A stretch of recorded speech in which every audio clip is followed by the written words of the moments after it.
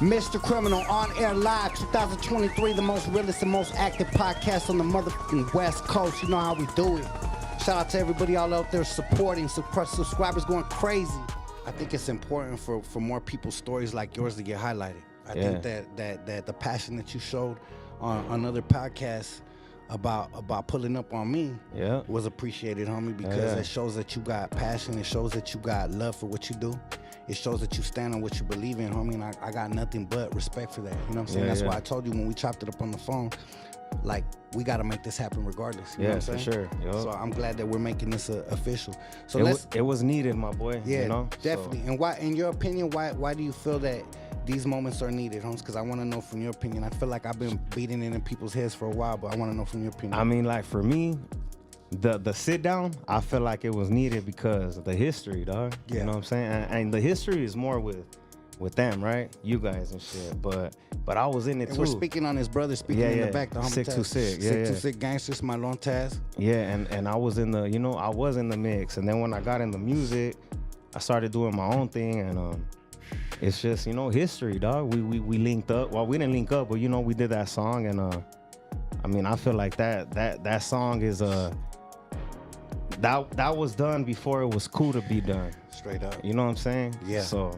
and we both took backlash from being leaders. Hell on yeah. that. Come on, my boy. Yeah, because I'm pretty sure that at that time it was very known that you guys were respected for what you guys were pushing. Yeah. You guys were definitely not no punks. You guys were riding it. And if anybody had the muscle over there, it was definitely you guys. It wasn't Snapper. You know what I'm saying? Just being real. You know what I'm saying? So same with us. You know what I'm saying? So when I took that move and motion to connect that bridge with you, and you did the same thing with me, it was a moment where people on the back end was reflecting on me like, what the fuck you doing? Yeah, and I'm pretty sure you got that, right? Yeah, I definitely did. But it showed the visionaries who we are and what we believe in and what we saw in the long run. Because we're out here really trying to push something for more important reasons. I don't think that any of us really wanted to get in the rap game to put another motherfucker in the grave. Or to take another motherfucker out the game to where they can't provide for their families. I think it's the opposite. And I think that as people, we all come from tribes, right? Our cultures, our ancestors, we all come from tribes, and sometimes they go to war, sometimes they build together, sometimes they meet in the middle and they do trades, and we had to figure out a moment to get past that original war and get to the trading moments and shake hands, and that's where we're at now, homie. Facts. So I think it's an amazing thing, and it's nothing that hasn't been done many years as far as fighting and beefs, but it's new to sit at the table and be able to celebrate getting past that shit. Straight up. And I do think, obviously, I honestly agree with you that it was important that we do sit down because of the history, because we both were moving so fast back then, and we were always in the streets and doing our shows, and it was a known fact. You especially, I always heard your name popping up. You were always outside, homie. Always. What these youngsters claim is outside now, YB was doing that shit 15 years ago. Outside now is the motherfucking phone, my boy. You were really doing that, and I give you props, homies, because I knew, because I was running into people were like, my homie sisters, my homies primos, like, hey, I ran into these fools over here. So I was like, okay, we're getting closer and closer. We might run into these fools eventually, you know? But I'm glad that God's course led us to where it is now. Yeah, he led us where it needed to be, my boy. Yeah.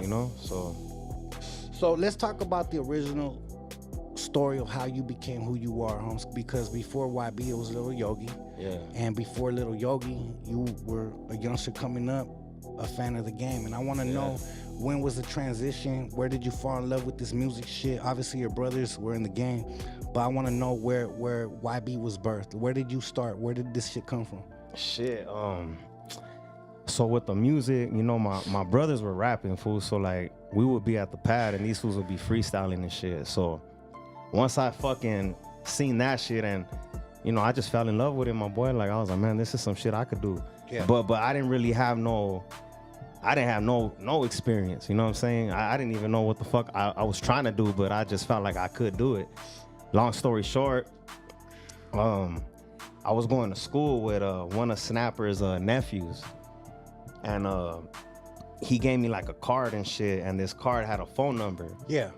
So I made a call, and I left a voicemail, and I was like, hey, what's up, G? I was like, this is Yogi. We from West Covina, SGV. I got some brothers, they rap. Hit me back up. We trying to, get put on and shit, whatever. Long story short, a couple months later, this fool calls us. Yeah.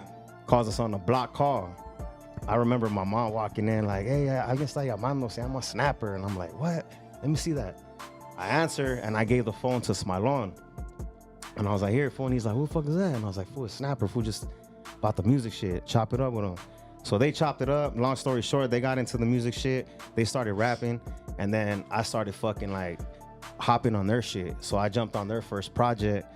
My first song ever was with them. Yeah. So then, shit. After that, my boy, it was a rap. You know what I'm saying? Yeah. It was, how did it feel being on being on your first song with them? It was cool, man. Like shit. A dream come true type shit. Yeah, right? you know, it was, cause I mean, fuck, dog. You know, like we come from nothing, dog. You know what I'm saying? So being a young ass fool like that, just dreaming about fucking having a song. Cause you know, back then, fool, there was no studios, my boy. Yeah. It was hard to get in the studio back then, and I remember these fools paid a good little chunk just to get in the studio for that one session. And yeah, we did that, and it was cool, dog. It came a long way, you know. So hell yeah. Yeah. But that's how it started, you know what I'm saying? And then that's where a lot of more shit just happened. Like I was rolling with them, and then I ended up telling Snaps like, hey, what's up, fool? Like, what's up with my project? Yeah. I'm trying to do my shit. And then he pretty much was like, oh, you know, I'm focused on my shit. I ain't got time for that. So I was like, all right, cool, I'm out. So I did. And I linked up with my boy Lyrical from Santa Ana. Yeah. And he had a plug with some dude in Santa Ana. His name was Joseph F. I don't know if you know him. Joseph Flores. He's like he does like all that vending and shit, you know, with the vendors and shit, with the CDs and shit. Yeah. He was one of those. And and he ended up giving like a deal, but the deal was turn in a full album and I'll give you 1,000 CDs and some posters. Shit.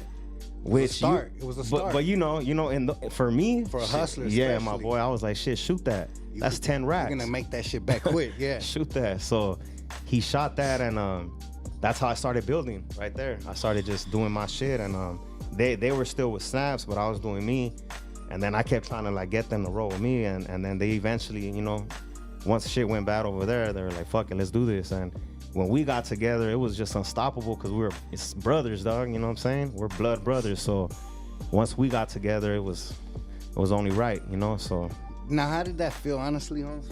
I've never had that in the game, so I was blessed that everybody I met showed love. They opened doors. I couldn't imagine meeting Capone and being like happy to like fucking get put on, and him telling me like, nah, homie, I don't got time for that shit right now. I'm pretty sure that was a letdown, homie. It was. Did that make you want to go harder? Hell like, yeah. Explain that. It was, that's bro. Some bullshit. Nah, it was. Hell yeah, it was. But I was never signed to them and all that. But I was rolling. You know, trust me, I was rolling. You know what I'm saying? I was going to the shows, getting into it, all that shit with him. Taking on the heat. Yeah, you know what I'm saying? Yeah. And but it's all good, you know. It is what it is. I'm here. You know what I'm saying? I'm still here. Shit.